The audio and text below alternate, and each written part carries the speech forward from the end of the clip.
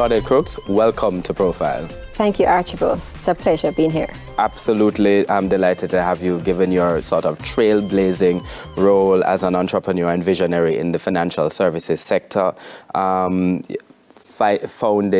several successful businesses, really well-known businesses. Today's Money Limited, Investment Masters Limited, Money Masters Limited, yes. Investment Masters Limited, which was eventually acquired by Gardings Holdings Limited. And this is work experience that extends not just through your own businesses, but also National Commercial Bank, Edward Gale and Company. Yes, yes. When you think of the kind of record you have had in the financial sector and you look back at what you've done, how do you feel? What's next? Always ready for the next challenge. Yes, what's next? I want to talk a little bit about where that comes from, that drive to continue to excel. And your story begins in Hanover, in Clifton. Yes. What kind of community was it? Clifton is a very small, warm community. There's not a lot of people, but it's very caring. So I wouldn't exchange Clifton for nothing in the world. It's a very dear place. It's very peaceful, and it has always been home and will always be home. And that home it's a big family. Yes, it's a very big family. My parents had 2 spouses. My mother was actually married twice.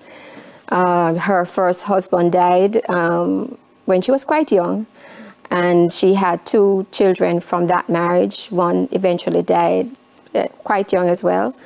And my father, he also had a family before.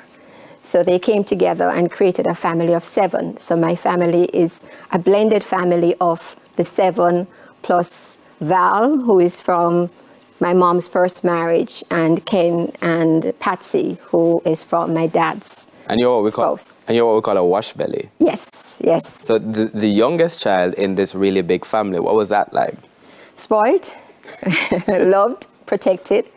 It was a good environment, and it still is up to today. I have the support and the love of my family, and they've been with me through the journey of life. So it's been fantastic in terms of just the home life.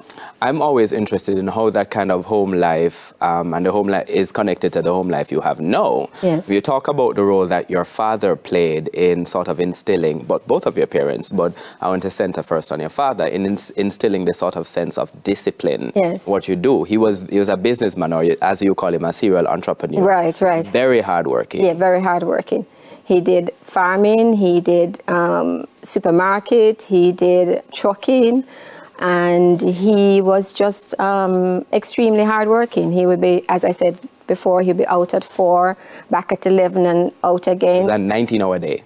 Yep, and he made sure his kids got up early and got going. And your mother now? Yes. What kind of homemaker? Homemaker, strong, instilled a lot of love, no limits.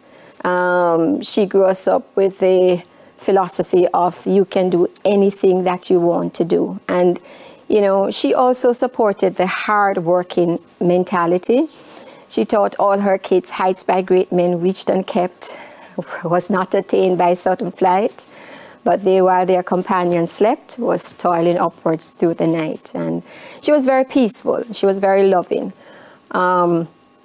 She used to say, let there be peace on earth and let it begin with me. Very calm. And, you know, as an adult, sometimes when I face challenges and I become very assertive, I've always said, why can't I be like my mother and be long-suffering and quiet and calm? But she was a wonderful woman. Now, these sorts of examples being set by your parents, plus that environment in which you're growing up, also paved the way for you to do well in school. This was Rossi's High School. Yes. You had to travel very far from Clifton. You said it's about 7 miles out? 7 miles, yes, yes. What was your experience like at Rossi's? Rossi's was actually, for me, again, a very positive experience. Rossi's was some place that it was quiet. It was on a peninsula almost. And at the time, it was not a very big school.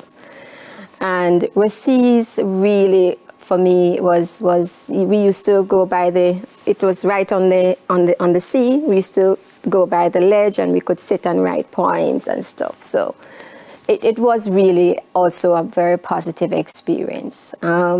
Then we thought that the country schools were not as good as the schools in Kingston. Now, much wiser, much older, I tend to disagree with that.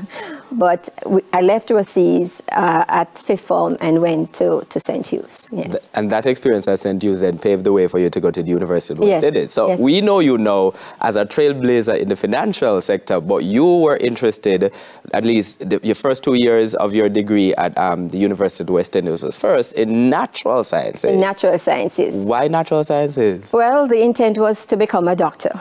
And after experiencing the chemistry labs at N2, we called it after the second year, and certainly experiencing the rotten egg smell and seeing the inability to dress up, I said, no, this is not for me at all. So I took a year and worked with National Commercial Bank at the time. And from National Commercial Bank, they offered me a scholarship to do their management trainee program, so I got paid while I was studying and working. But a challenge at the same time, because you have to work and study. How were you balancing it? Well, actually, it actually, I believe it made me stronger in a sense, because at the time, just coming out of Barclays Bank, you couldn't leave until you were balanced. I was a cashier at one point. You couldn't leave until you were balanced. So sometimes I couldn't leave until 11 o'clock in the night. We just had to get Bank ends in the middle of the afternoon. You're at work until the night. Right, until the night. So what I used to do is actually ask a friend to tape the lectures. So we tape the lectures that we missed, and then take the notes and catch up. So it really was a challenging time, but it really built character. Now, when you talk about building character, I want to talk after the break about your movement from National Commercial Bank to Edward Gale and Company, because that would involve a massive pay cut. But we have to go to the break right now on Profile. My guest is entrepreneur and trailblazer in the financial sector, Claudette Crooks, and we're back with you after these messages.